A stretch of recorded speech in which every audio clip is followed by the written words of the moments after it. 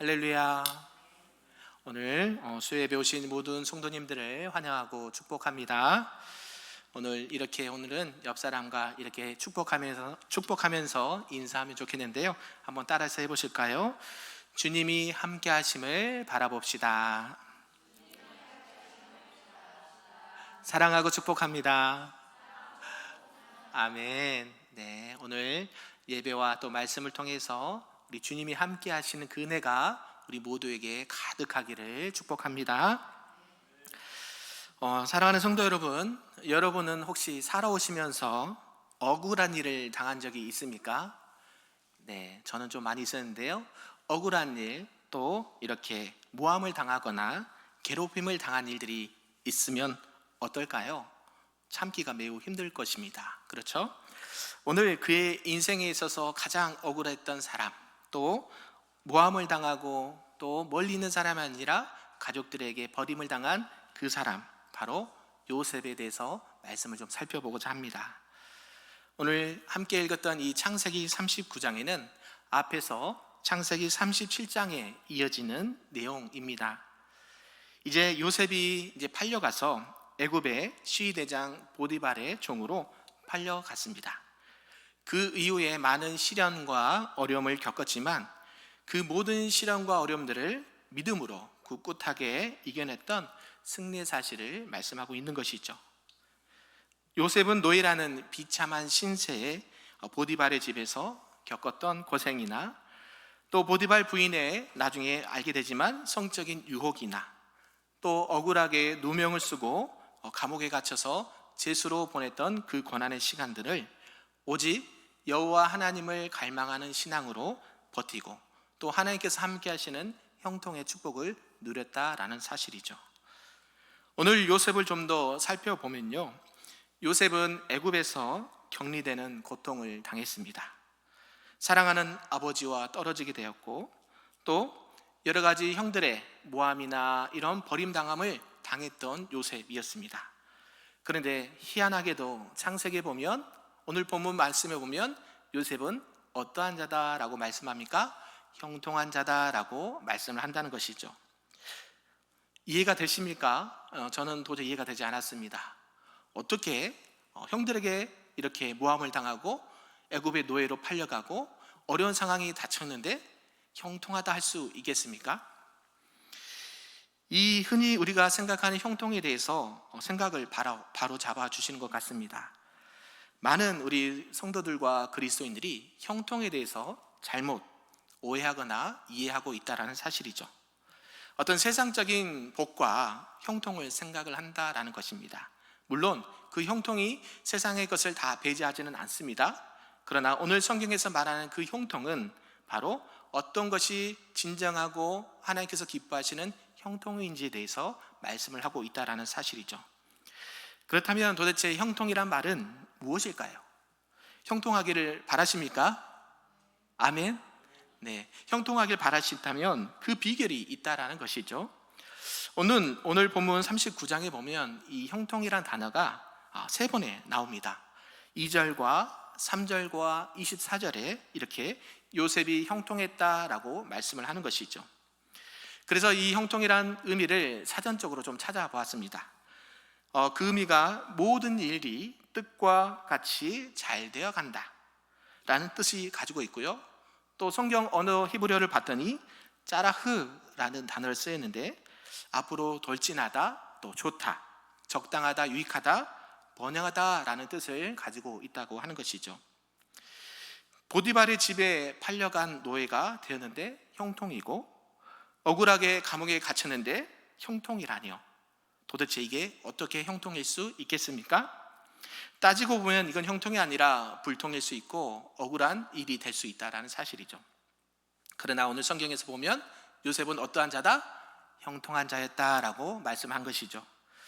그렇다면 하나님은 도대체 왜 성경에서 이런 형편에 있는 요셉을 통해서 형통이라 라고 말씀하고 있는 것일까요?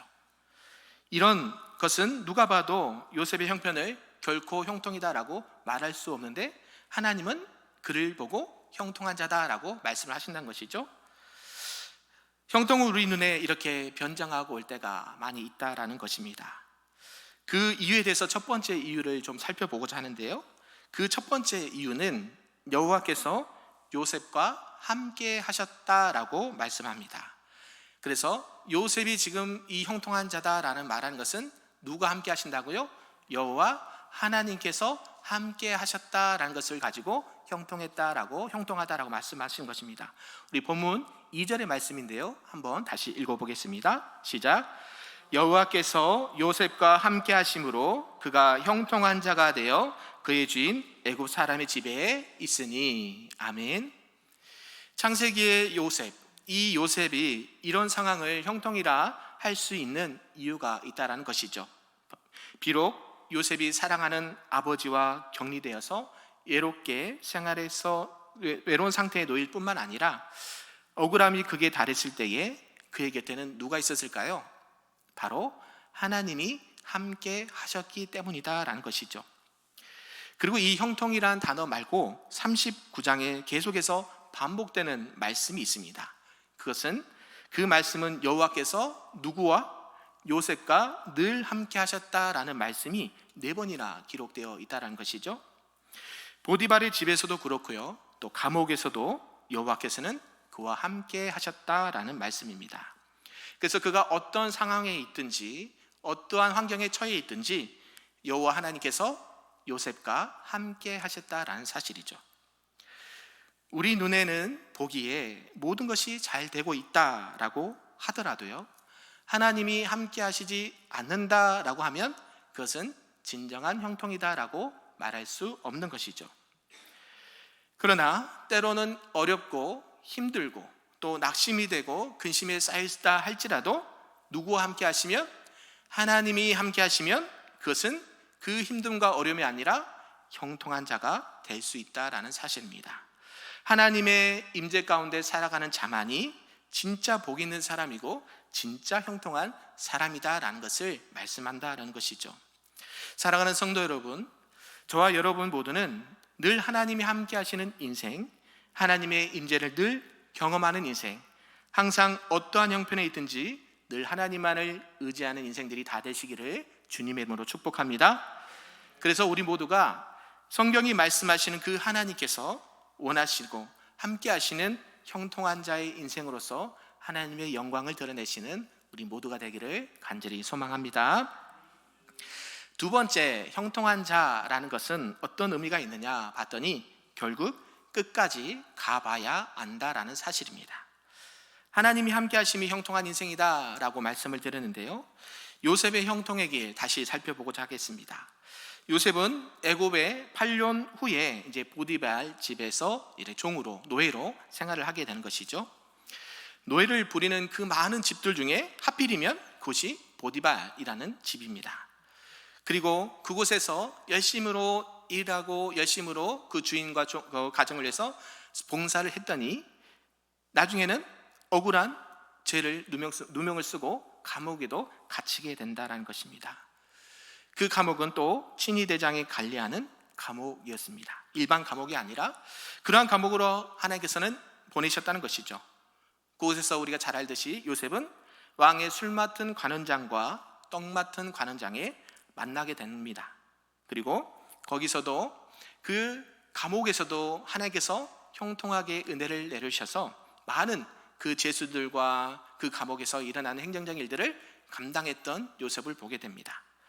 그리고 그러한 가운데 이 술 맡은 관원장과 떡 맡은 관원장의 꿈을 해석할 기회를 얻게 되고요, 시간이 지나서 하나님께서 요셉을 쓰시고자 할 때가 되매 애고방 바로의 꿈까지 해석을 하게 됩니다. 그런 길로 하나님께서 인도해 주셨습니다. 그런 상황들이 결국에는 우리가 잘 알듯이 요셉을 누구로 올리십니까? 애굽의 총리로 올려주시는 것이죠.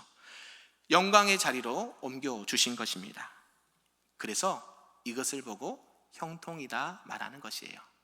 사람으로는 어찌할 수 없는 그 상황 가운데 하나님께서는 그를 일찍이 꿈과 비전을 주시고 애굽의 총리가 될 수 있는 13년이라는 가장 짧은 시간을 주셨다는 것 믿으십니까? 우리 사람으로 생각하면 13년 매우 길지요.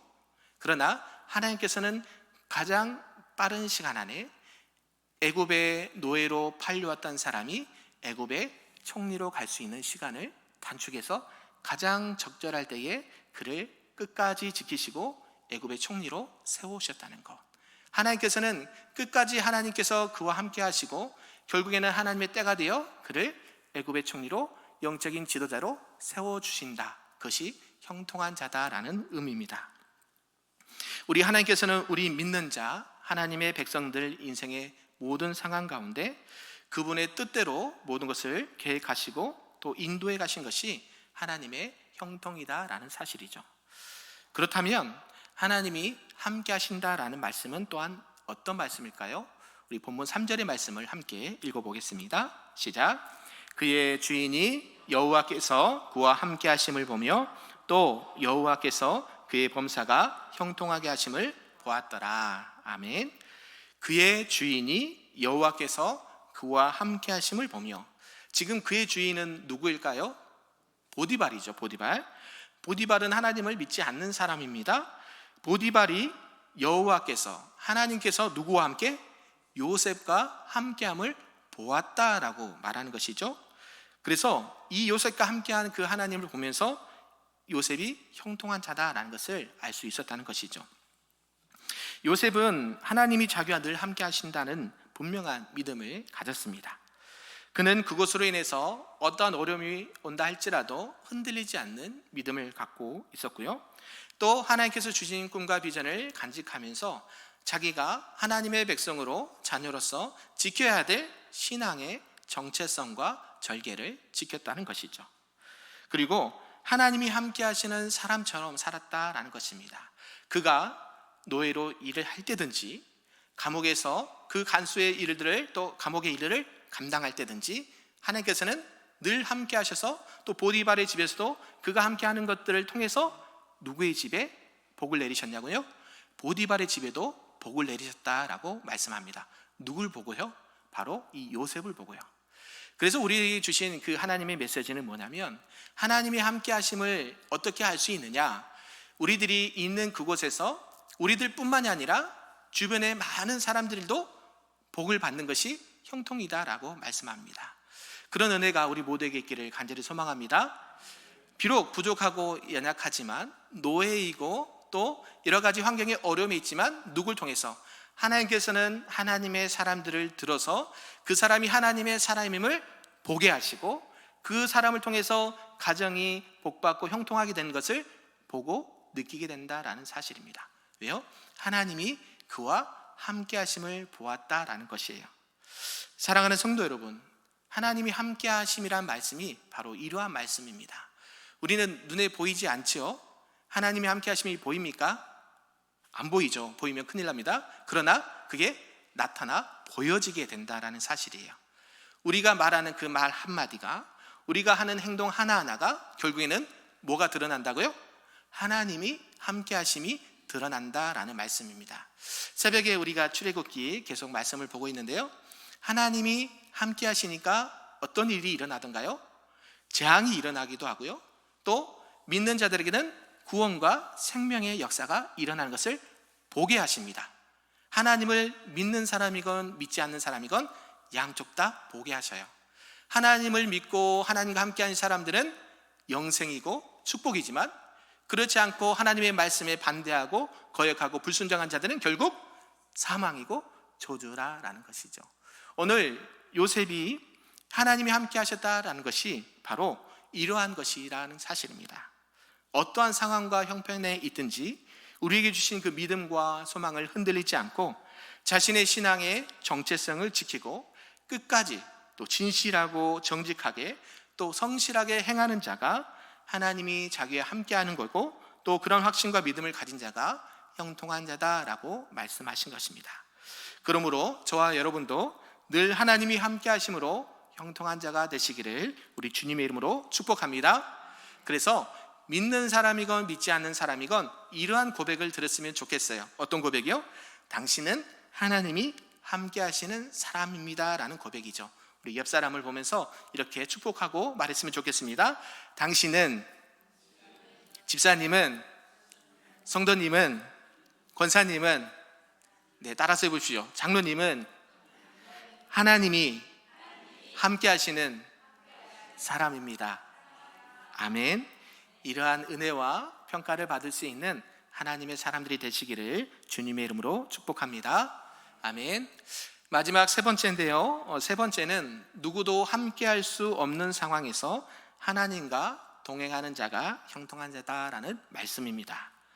요셉은 이렇게 어려운 상황에 있었지만 그 상황이 항상 여호와 하나님께서 곁에서 끝까지 동행해 주시고 그 상황을 통과하면서 그 형통의 길이 열렸다라는 것을 알 수가 있었습니다.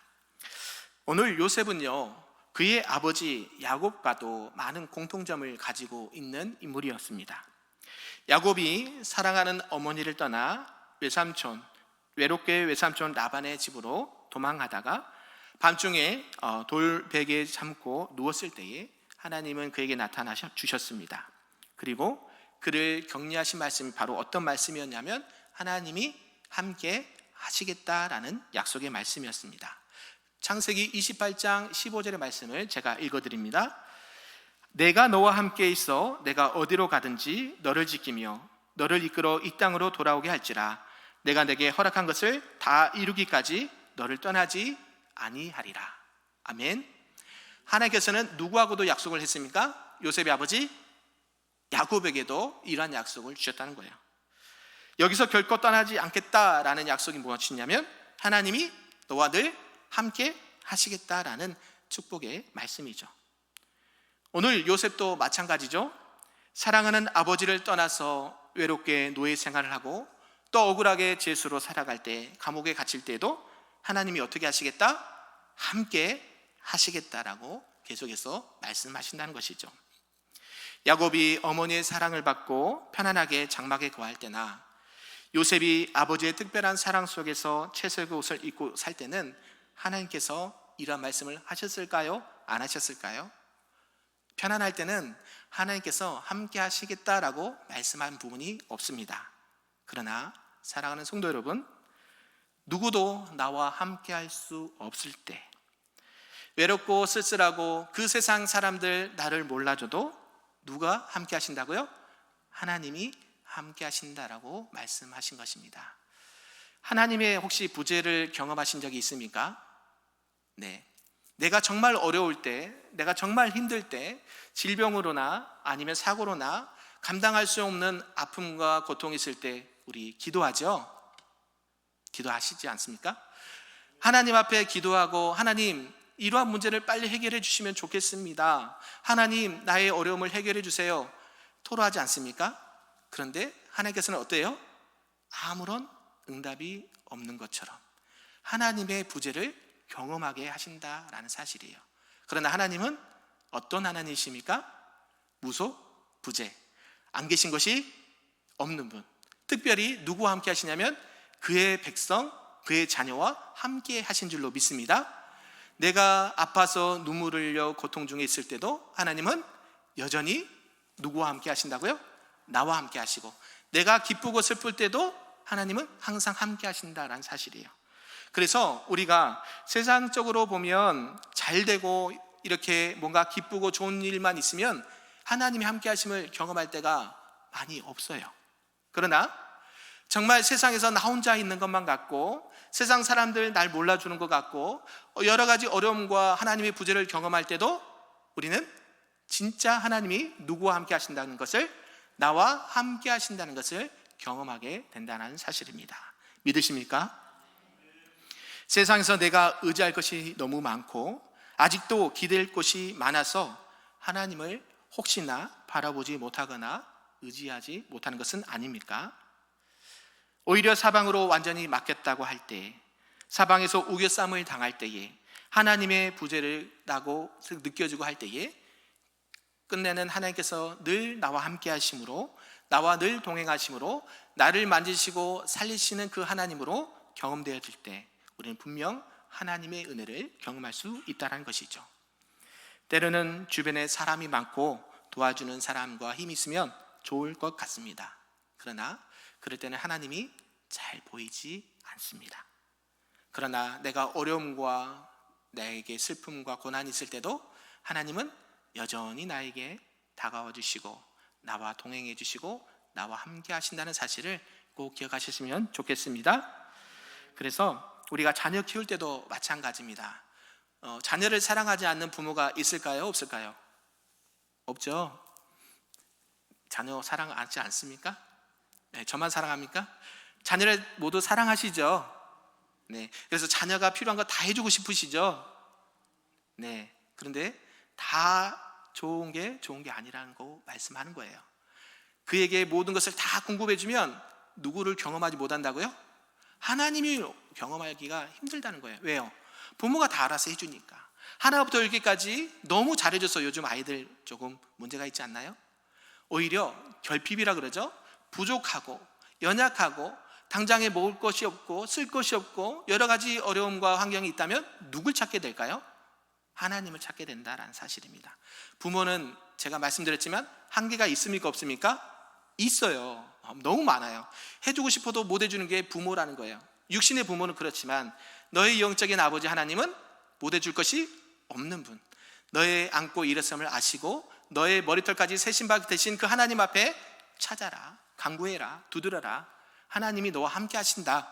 이렇게 권면하는 것이 오히려 아이들의 신앙과 그들의 자람에 있어서 많은 도움이 된다라는 사실이죠. 인생을 살다 보면 생각지 않는 어려움과 난간을 만날 때가 있습니다. 그래서 우리 사랑하는 자녀들에게도 다 해주는 것도 좋지만 때로는 다 해줬음에도 불구하고 오히려 하나님을 만날 수 있도록 안내해주고 권면하는 것이 또 부모의 역할인 줄로 믿습니다. 이 세상의 부모도 물질도 환경도 영원한 것은 없습니다. 그러므로 저와 여러분 모두는 언제 어디서나 영원토록 나와 함께 하시는 하나님, 나와 동행하시는 하나님과 늘 함께 하시기를 주님의 이름으로 축복합니다. 그것이 진정한 형통한 자고 인생을 사는 자들입니다. 이러한 가운데 우리가 잠시 조금 말씀에서 연결되지만 다윗을 좀 생각을 해보자 하는 것이죠. 다윗은 10여 년 동안 사울 왕을 피해서 쫓겨다니는 신세가 되었습니다. 다윗은 자기의 장인인 이 사울 왕의 미움을 받아서 도망을 다녔죠. 그러나 결론적으로 시간이 지나서 사울은 어떻게 됩니까? 죽게 되고 망하게 되고 다윗이 결국에는 승리하게 된다는 것을 성경이 말씀하고 있다는 것이죠. 그 이유를 자세히 살펴보니까 오늘 본문의 요셉과도 매우 비슷한 부분이 있다라는 사실입니다. 여호와께서 사울이 아닌 다윗과 함께 하셨기 때문이죠. 사울은 결국에는 하나님께서 버리시고 다윗을 선택을 하신다는 것이죠. 다윗과 함께 하셨기 때문에 결국에는 다윗이 승리하게 되었다라는 것을 말씀하고 있습니다. 사무엘상 18장 12절에서 14절에 그 말씀을 하고 있는데요, 제가 잠시 읽어드리겠습니다. 여호와께서 사울을 떠나 다윗과 함께 계심으로 사울이 그를 두려워한지라. 그러므로 사울이 그를 자기 곁에서 떠나게 하고 그를 천부장으로 삼음에 그의 백성 앞에 출입하며 다윗이 그의 모든 일을 지혜롭게 행하니라. 여호와께서 그와 함께 계시느니라. 아멘이신가요? 사울은 당시의 왕이었고요, 그의 곁에는 3,000명이나 되는 군대가 함께 있었지만 다윗을 이길 수는 없었습니다. 그러나 결국 시간이 지나서 누가 승리한다고요? 다윗이 승리하게 되죠. 그 3,000명의 군대도 어찌할 수 없어도 또 하나님께서 함께 하시니 결국에는 다윗이 이기게 되었다라는 것입니다. 사울 왕도 다윗을 어찌할 수 없었다라는 것이죠. 누구와 함께 하시면? 하나님이 함께 하시면 함부로 할 수 없었다라는 것을 말씀하고 있습니다. 사랑하는 성도 여러분, 우리 12월 25일이 무슨 날인가요? 네, 크리스마스. 네, 성탄절이죠. 네, 누가 오신 날입니까? 네, 우리 아기 예수께서 하나님의 아들 독생자 예수님께서 인간의 몸을 입고 이 땅 가운데 평화와 또 생명과 구원을 주시기 위해서 오시는 날을 기념하는 성탄절이죠. 마태복음 1장 23절에는 이렇게 말씀합니다. 보라, 처녀가 잉태하여 아들을 낳을 것이요 그의 이름을 임마누엘이라 하리라 하셨으니 이를 번역한즉 하나님이 우리와 함께 계시겠다 함이라. 아멘. 여호와 하나님이 누구와 함께 하시겠다고요? 우리와 함께 하시겠다. 주님이 이 땅에 오신 것을 마태복음은 임마누엘이라 말씀합니다. 그 말씀은 결국 여호와 하나님께서 함께 하시겠다라는 말씀이고, 우리 주님께서 우리와 늘 함께 하시겠다라는 약속의 말씀이죠. 예수님의 탄생은 이 구약 성경에서 강조한 임마누엘의 축복이 무엇인지 구체적으로 우리에게 임할 것을 말씀하고 있습니다. 하나님이 함께 하신다, 우리와 함께 하신다는 것을 눈으로 확실하게 볼 수 있도록 우리에게 말씀한 것입니다. 그래서 이 땅에 오신 주님도 누구와 함께 하시겠습니까? 저와 여러분과 함께 하실 줄로 믿습니다. 사랑하는 성도 여러분, 우리 곁에는 우리 하나님께서 함께 하심이 필요합니다. 그리고 세상의 많은 영혼들에게도 이 하나님이 함께 하신 임마누엘의 복음이 필요합니다. 그런 자들에게 우리 하나님은 임마누엘 하시겠다라고 약속을 하십니다. 그러므로 저와 여러분은 어떻게 또 신앙생활을 해야 될까요? 임마누엘 되시는 그 하나님, 나와 함께 하시는 하나님, 형통의 근원이시고 우리에게 생명과 축복을 주시기를 원하시는 하나님을 날마다 증거하고 그분의 사랑 가운데 거하는 우리 모두가 되기를 간절히 소망합니다. 그래서 우리 큰빛교회 모든 성도님들이 하나님의 함께 하시는 인생이요 형통한 자들이 되길 원하고, 또 하나님의 은혜와 축복을 흘려보내는 축복의 통로요 하나님의 자녀요 그리스도의 온전한 제자의 삶을 살아가시는 우리 모두가 되기를 우리 주님의 이름으로 축복합니다. 말씀을 정리하겠습니다. 오늘 요셉을 통해서 하나님이 함께 하시면 하나님께서 함께 하시는 자 형통한 인생이 될 수 있다라고 말씀하고 있습니다. 여호와 하나님께서 함께 하시는 자는 형통한 인생을 사는 것이죠. 그리고 인생의 끝날까지 자기의 신앙과 정체성을 지키고 어떠한 형편에 있든지 약속의 말씀을 의지하는 자입니다. 그리고 각자의 삶의 자리에서 어디에 있든지 어떤 일을 하든지 어떤 위치에 있든지 정말 하나님 안에서 신실하고 정직하고 바르게 행동하고 말할 때에 믿지 않는 사람들을 통해서도 하나님이 함께 하심을 보게 하십니다. 그러한 임마누엘의 축복, 그 은혜가 우리 모두에게 있기를 소망합니다. 그래서 이제 연말이 곧 다가오는데 그러한 임마누엘 사랑과 복음을 들고 땅끝까지 주의 복음을 전하시는 우리 모두가 되기를 다시 한번 부탁드립니다. 아멘.